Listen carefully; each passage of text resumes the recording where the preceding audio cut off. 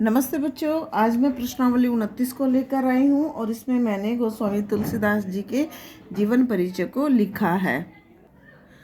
बच्चों, जीवन परिचय का तात्पर्य होता है बहुत महत्वपूर्ण तथ्यों को परिचय में दे देना, यानी कि गागर में सागर भर देना, कम से कम शब्दों में अधिक से अधिक बात को कह देना। यहाँ पर पहला पॉइंट हमारा आया है भूमिका। गोस्वामी तुलसीदास भक्ति काल की सगुण काव्य धारा के अंतर्गत राम काव्य धारा के प्रतिनिधि कवि हैं। तुलसी का समग्र साहित्य लोक मंगल की भावना से ओतप्रोत है। तो यहाँ पर जैसे ही हम भूमिका में भक्ति काल की सगुण काव्य धारा के अंतर्गत राम काव्य धारा के प्रतिनिधि ऐड करेंगे, वैसे ही जो कॉपी चेक करने वाले टीचर होंगे उन्हें ये पता लग जाएगा कि बच्चे ने अपनी स्टडी को बहुत डीपली किया, गहराई के साथ किया है, और वो फिर इस पूरे जीवन परिचय की पॉइंट्स को देखते हुए ही पहचान जाएगा कि हाँ, बच्चे ने ईमानदारी से मेहनत की है और वो गोस्वामी तुलसीदास जी के विषय में पूर्णतः जानता है। तो जीवन परिचय को हम देख रहे हैं यहाँ पर देख रहे हैं गोस्वामी तुलसीदास जी का जन्म सन 1532 ईस्वी में बांदा जिले के राजापुर ग्राम में हुआ था और इनके पिता का नाम आत्माराम दुबे व माता का नाम हुलसी था। इनके पिता ने इन्हें जन्म लेते ही त्याग दिया था और इनका विवाह पंडित दीनबंधु पाठक की पुत्री रत्नावली के साथ हुआ था। ये अपनी पत्नी से बहुत प्रेम करते थे, किंतु अत्यधिक प्रेम के कारण एक दिन इन्हीं की पत्नी ने इन्हें धिक्कार दिया था कि जितना प्रेम आप मुझसे करते हैं उतना ही प्रेम यदि आप राम से करते तो आज आप कहीं और होते, आपकी जो ऊंचाइयां हैं, उन्नति है, वो कहीं कुछ और होती। तो इस तरीके से उनका पूरा जीवन, जब वो एक अभुक्त मुक्त नक्षत्र में जन्म लेने के कारण उनके माता पिता ने भी उन्हें त्याग दिया था।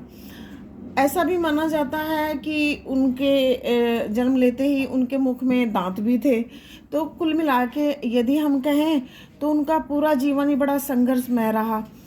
एक जगह तो उन्होंने लिखा भी है कि विधि न लिखी कुछ भाल भलाई, यानी कि इतना संघर्षपूर्ण जीवन रहा है कि मेरे तो माथे पर ही ईश्वर ने कुछ लिखा नहीं है जो मुझे शांति से जीने के लिए, जीवन जीने के लिए दे।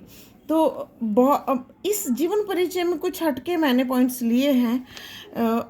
ऐसा समझती हूँ कि शायद कोई और बच्चा इस तरफ ध्यान ही ना दे पाए, तो मैंने यहाँ छोटा जो है जीवन परिचय में दिया है, उनका जन्म दे दिया, उनके माता पिता को दे दिया और उनकी पत्नी का दे दिया। अब मैं उनके गुरु पर आ रही हूँ। तो गोस्वामी तुलसीदास जी के जो दीक्षा गुरु थे वो बाबा नरहरिदास, जिन्हें हम नरहरियानंद जी के नाम से भी जानते हैं, थे। तो और इन बचपन में ही ये अपने गुरु के सानिध्य में आ गए थे, यानी कि जो उनकी दासी थी इनके माता पिता की, उन्होंने ही इन्हें पाला था। और वो जब गुजर गई तो फिर ये नरहरि आश्रम आ गए थे। नरहरिदास जो इनके गुरु थे उनके आश्रम में आ गए थे, क्योंकि छोटे बच्चे थे, पालन पोषण का कोई आसरा नहीं था। तो यहीं इनके गुरु ने इन्हें दीक्षा दी, इन्हें धर्म अध्यात्म को पढ़ाया और फिर इन्हें इस लायक बनाया कि ये जीवन क्षेत्र में उतर सके। यहाँ पर मैंने गोसाई जी के जीवन की कुछ महत्वपूर्ण घटनाओं को इंगित किया है, ये आपको लिखकर आनी है हर हाल में।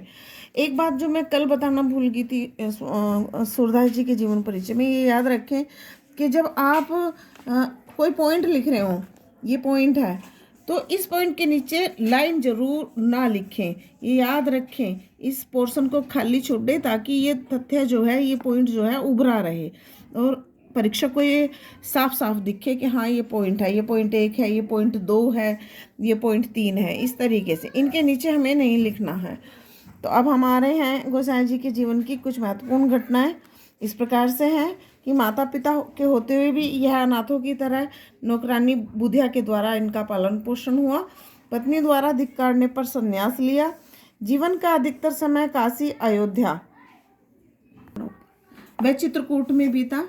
रामचरितमानस की रचना इन्होंने अयोध्या में ही रहकर 2 वर्ष 7 माह में पूर्ण की।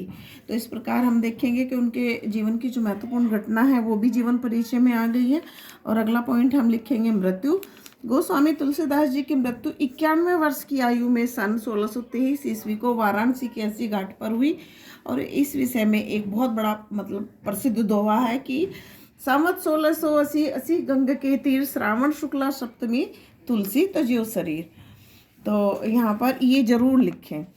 बहुत बड़ी नहीं है, मेरा लेख ही थोड़ा ऐसा है कि आपको बहुत बड़ी लिख रही होगी, पर बाकी मैंने ये कुल 7 मिनट में इतनी 7 से भी कम समथिंग 7 मिनट में मैं पूरी जीवन परिचय लिख देती हूँ। देखो अब आपको लिखना तो पड़ेगा, लिखने पर अब आपको कंसंट्रेट करना पड़ेगा। और यूपी बोर्ड की लड़ाई वही बच्चा जीतेगा जो लिखने में सक्षम होगा, जो आंसर में कुछ अलग देगा। तो अब आप तैयार होइए, और इस जीवन परिचय का अगला भाग मैं कल लेकर आऊँगी प्रश्नावली 29B में। तो कल हम फिर मिलते हैं। यदि आपको मेरी वीडियो पसंद आई हो तो इसे लाइक करें, इसे शेयर ज़रूर करें, अपने अन्य दोस्तों को भी बताएं, अपनी क्लासमेट्स को बताएं। धन्यवाद।